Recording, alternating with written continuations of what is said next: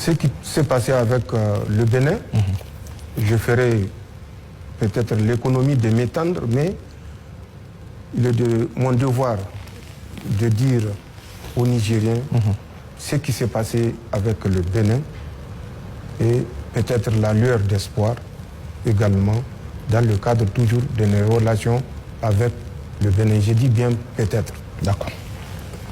Le 30 juillet, quand la CEDEAO avait décidé de mettre le Niger sous embargo, le président Talon, c'est à partir d'Abuja qu'il avait appelé pour dire d'interrompre tout chargement, tout franchissement des moyens nigériens.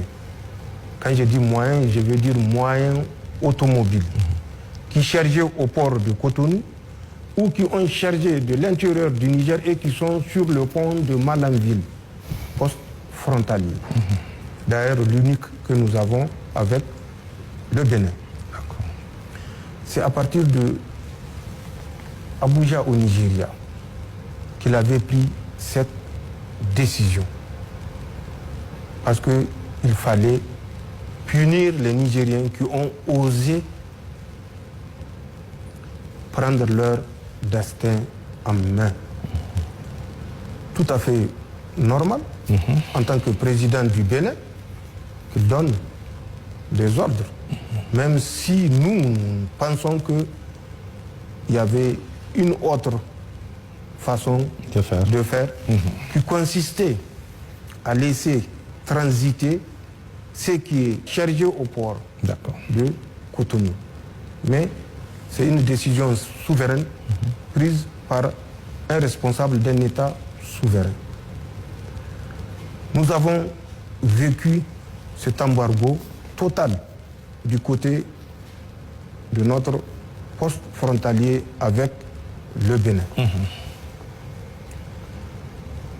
Le pipeline, entre-temps, les travaux n'ont pas été impactés par l'embargo. Jusqu'à la fin de l'exécution des travaux du pipeline, aucune contrainte parce que le président Talon s'était déplacé en Chine pour donner cette garantie aux autorités chinoises qu'il ne fera entrave en aucune manière et il va respecter les accords entre la République du Niger et la République du Bénin, qui disait qu'en aucun cas les travaux du pipeline ou l'exploitation du pipeline ne peut être entravée par l'une ou l'autre des parties. Les travaux se sont poursuivis donc malgré l'embargo. Le premier bateau a été chargé. Le deuxième bateau était arrivé.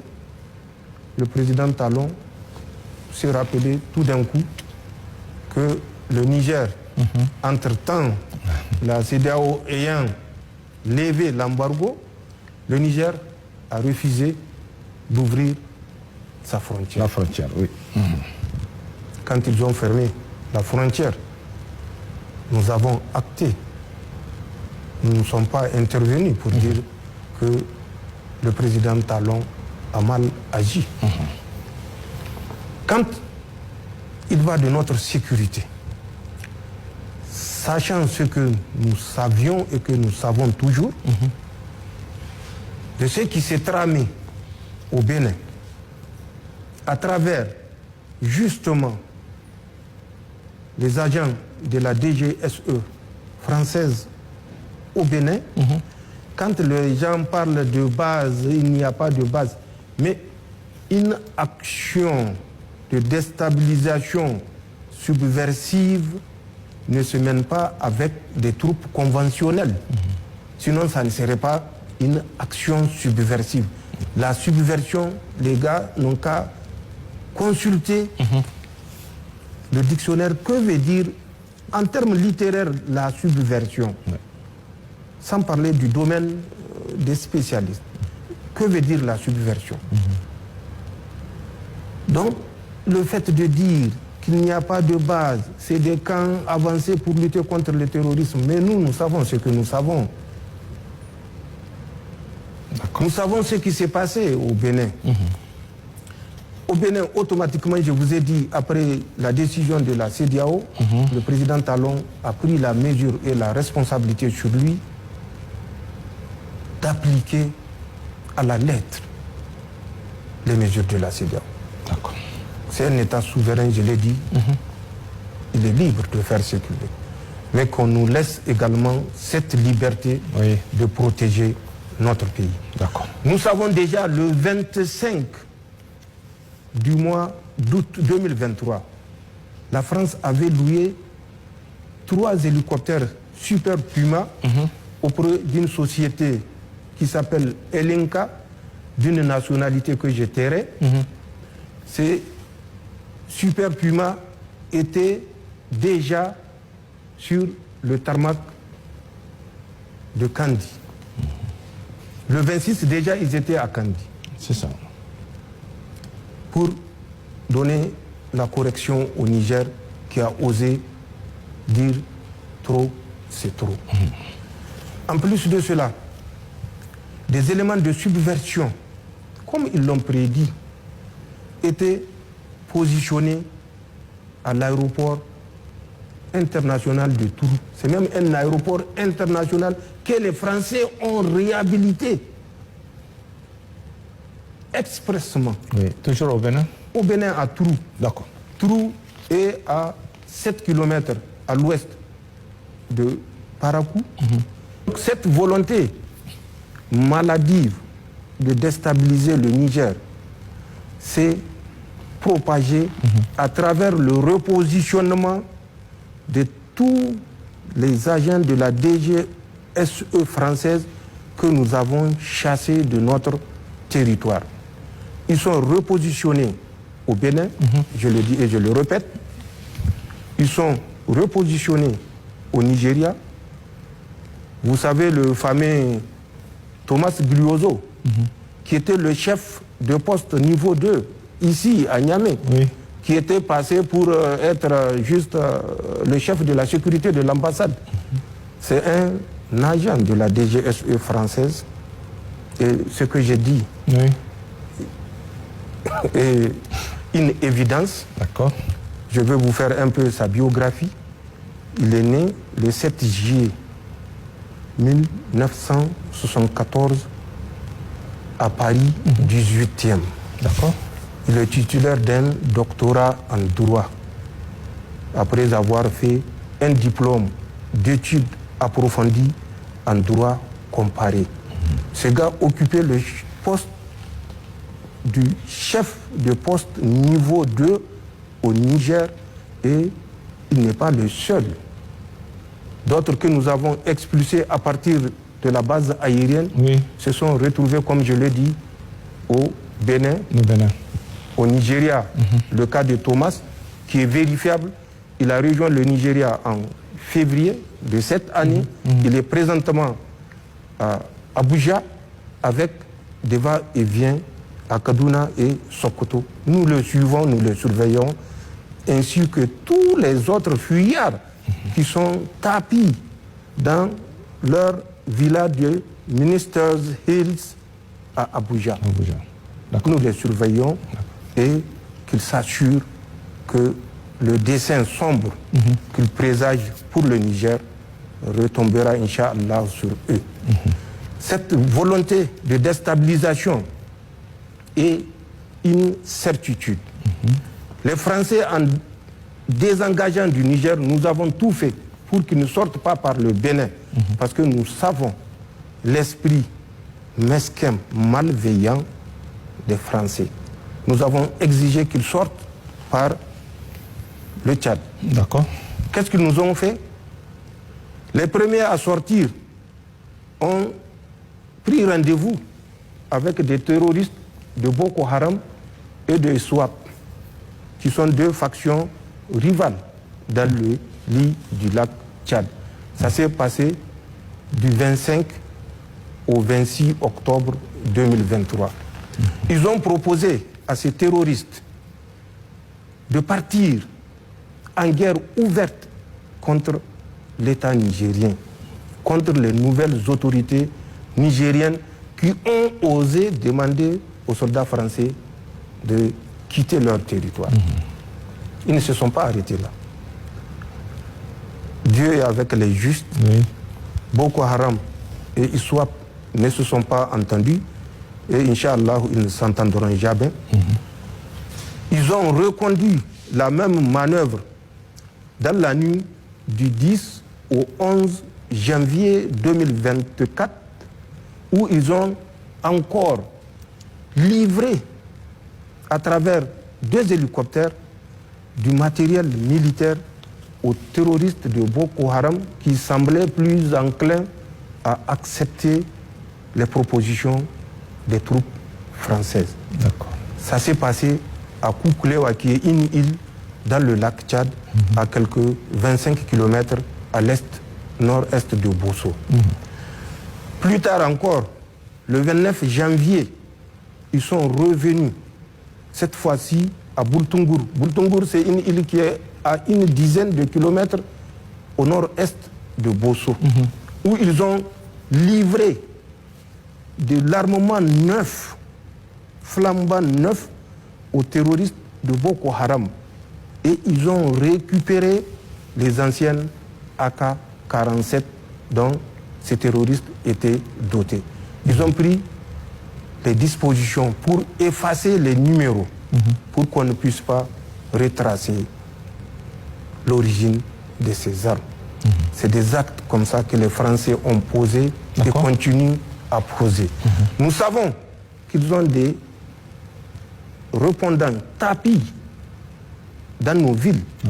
À Niamey, ici même à Niamey. À Niamey, comme à Agadez, comme à Maradi, comme un peu partout. Mais qu'ils sachent que nous les surveillons. Et eux et leurs répondants, qu'ils se le tiennent pour dit, une fois pour toutes, nous les suivons. Et au moment opportun, nous agirons.